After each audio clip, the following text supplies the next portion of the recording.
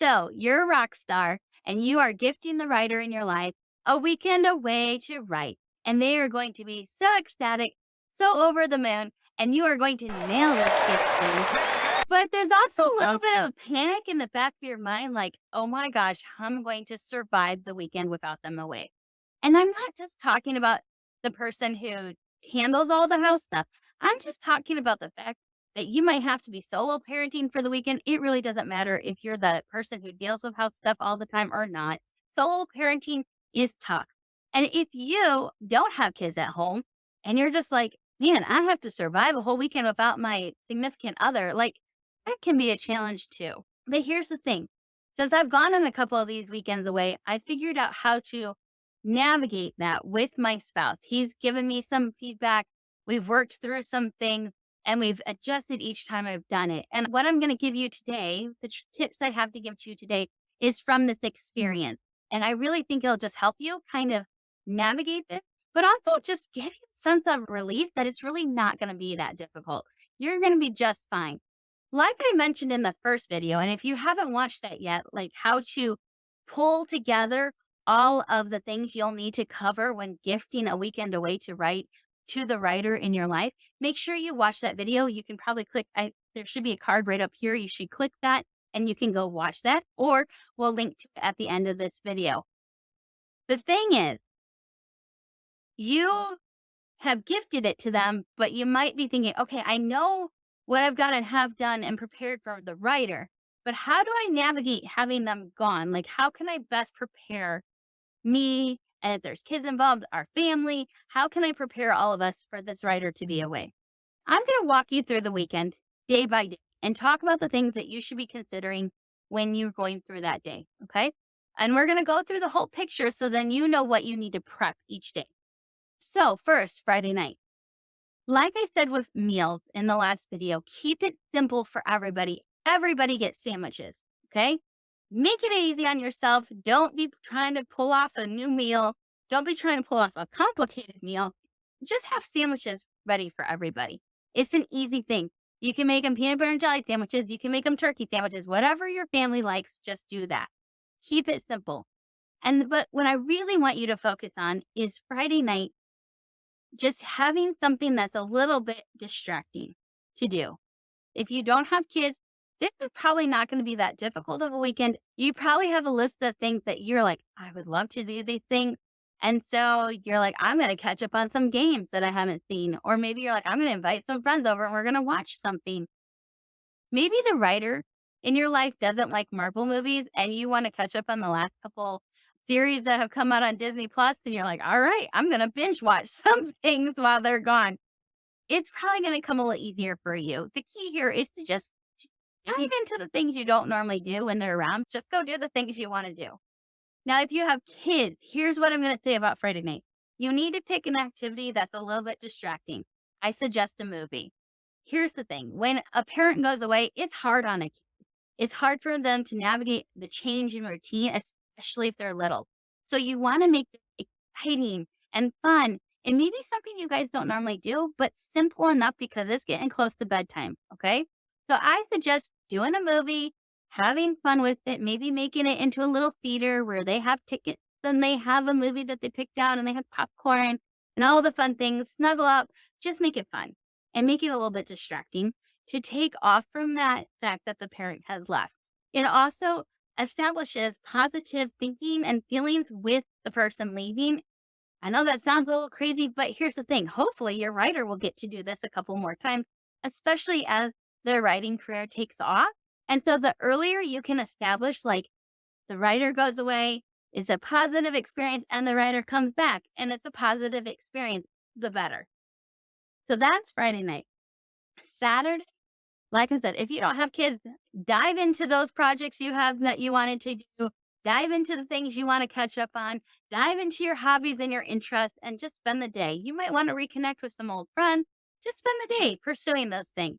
If you have kids, what I suggest what I suggest for you to do is to do brunch with them. Make pancakes with them, make some bacon and eggs, some fruit, cut up some fruit, make a fruit salad, make it an event and have it fill up the time. So brunch is fun. make the brunch with them and then eat it, right? Obviously, that's your meal. That's a breakfast and lunchish meal. For lunch, maybe have a sandwich. Keep it simple again. You notice recurring theme here. Make it simple on yourself. On Saturday afternoon slash evening, what I suggest you do as far as activities, two things. One, pick a fun activity outside the house that you guys don't get to do very often. Mini golf, bowling, going for a hike, going for a bike ride, things like that.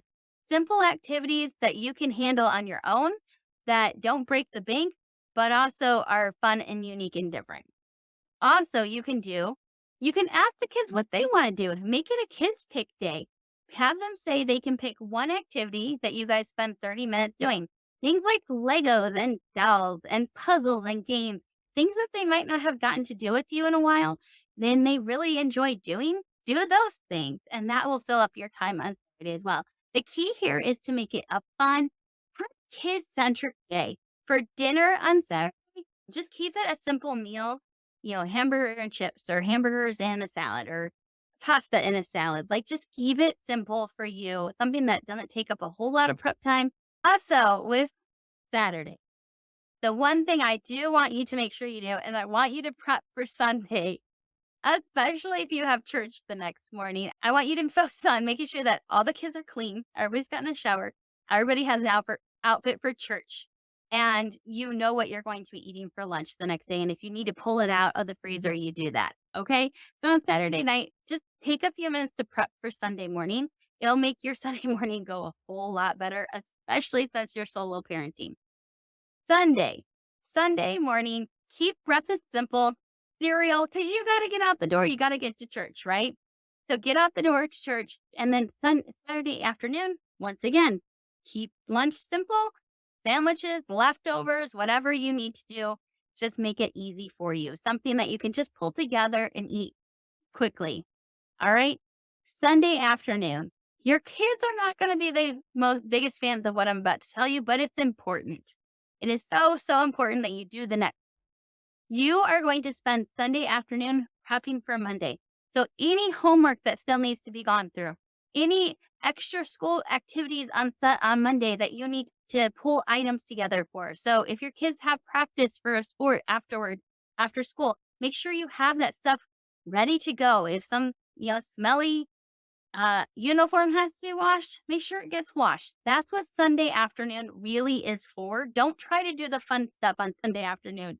That sounds horrible, but I'm serious. Use Sunday afternoon to prep for the week, because here's the thing: when your writer comes home, you don't want to be spending that time prepping for the week. You want to be talking to them and reconnecting with them as a family.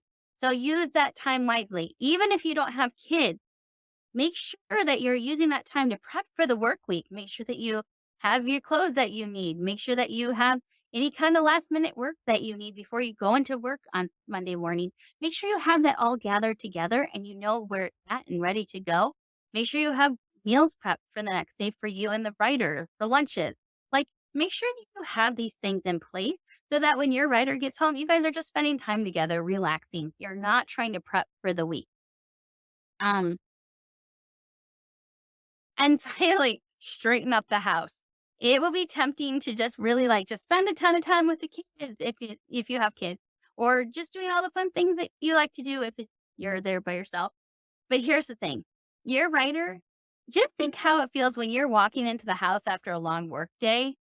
Your writer has just come from 2 long work days of really deep creative thinking. Walking into a messy house feels like, oh, I shouldn't have even left. That's what it does for the writer. I'm just being really honest with you. They walk in and they're like, I knew it. I knew if I went away, I'd be walking into chaos. And now I'm feeling like I'm behind already. So really just take a few minutes, straighten up the house, make sure that the kitchen's clean and common spaces are clean. All right. Those are the main ones. Like, don't worry if your kids' bedrooms are a mess. Make sure the common areas and the kitchen are good. And I'm not saying deep clean. I'm just saying make sure there's no crap on the counters, right? Wipe them off, wipe the tables off, sweep the floor. That's what I'm talking about. In a moment, I'm going to kind of dive into how to navigate those first hours. So make sure you keep watching. But before you do, if you have found value from this video, and knowing how to navigate those hours, like the weekend while your writer is away writing, please hit the like button. It helps YouTube suggest it to other people so that they can gain value from it too. Now, those first few hours the writer's home, I kind of hit on this a little bit.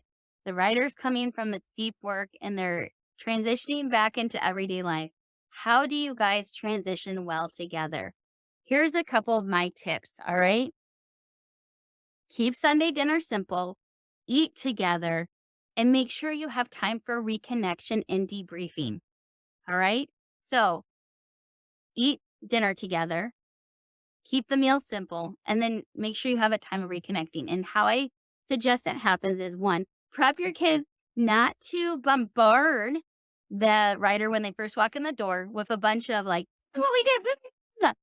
I would tell your kids, hey, when so and so walks in the door, let's invite them to sit down on the couch and let's get them a glass of water and let's join them on the couch and let's ask them, how did it go? And let's have them tell us how it went for them a little bit before we start telling them all about their weekend. This helps for 2 reasons. 1, it helps the writer not to feel like when they first walk in the door. And then 2, it helps reposition the fact for the kids that they have done this thing for the writer just as much as you have. That they've gifted this to the writer just as much as you have. That they are in your writer's court and cheering them on from the sidelines just as much as you are. It really repositions it for the kids. It also helps kind of bring up some conversation, and it teaches the kids to listen to somebody about what they've gone through before just sharing everything that they've done. Trust me, the writer's just going to keep it high level with the kids. They're not going to really deep dive into everything. But then after they shared a few things, then the kids can tell them all about the fun weekend you guys have, including the parts where you've made them clean, because you know the kids are going to talk about that. Right? After that time, you might eat at that point, or maybe you're having this kind of family reconnection while you're eating. After that has happened, so after you have this time of reconnection with your family, I want you to have family meeting and just make sure everybody is on the same page, including your writer, as to what's happening that week. Make sure everybody has what they need for Monday morning and afternoon and evening. Make sure it's all prepped and ready to go. Then send the kids off to bed.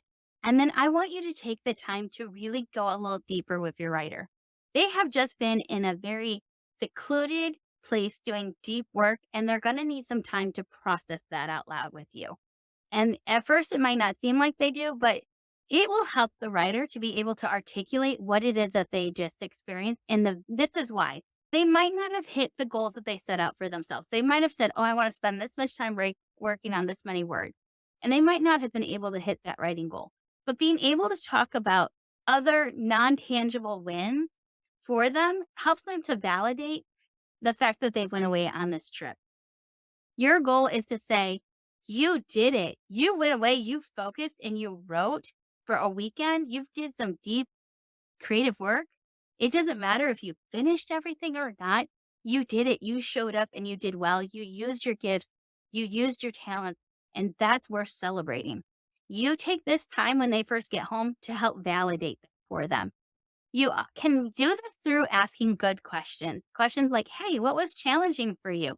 What excited you? What surprised you? What are your next steps? What are the things you're going to do next now that you've done this weekend? What are things that you feel like you need to learn more about? What do you feel like you need to invest in next to further your writing? Those are good questions to help the writer process with you to get on the same page as you. Like, you might not even know these things, and the writer might not even think to tell you these things. But when you ask the question, it opens up the dialogue and it helps you to be a great supportive cheerleader on their side. So you want to do that. You want, when your writer has gone away and worked on a writing project for a significant amount of time, if it's a weekend away, if it's a writing retreat, if it's a conference, whatever it is, whenever they come back, you want to ask these good questions. Like I said, what was challenging? What was helpful? What was exciting? What was surprising? And what are your next steps? Those are 5 great questions to help open that dialogue and really solidify for the writer that you are cheerleading them, that you're supporting them, and that you've got their back in this writing journey. Well, there you have it. That's how you survive the weekend with them gone, how you prepare for it and navigate it. I want to make sure to take this time to tell you that I have a link in the description to a resource, a gift guide that I put together that has a checklist for you, a letter you can use to give to your writer to say, hey, this is the gift I have for you. I have a meal prep sheet in there for both the writer and for you. So you make sure you know what groceries you need, what gift cards you need to buy, um, just just resources to help you. I also have a bunch of links to things that I think would be fun to get in a care package. I have things that in there that I think will help you just prepare and pull this all together.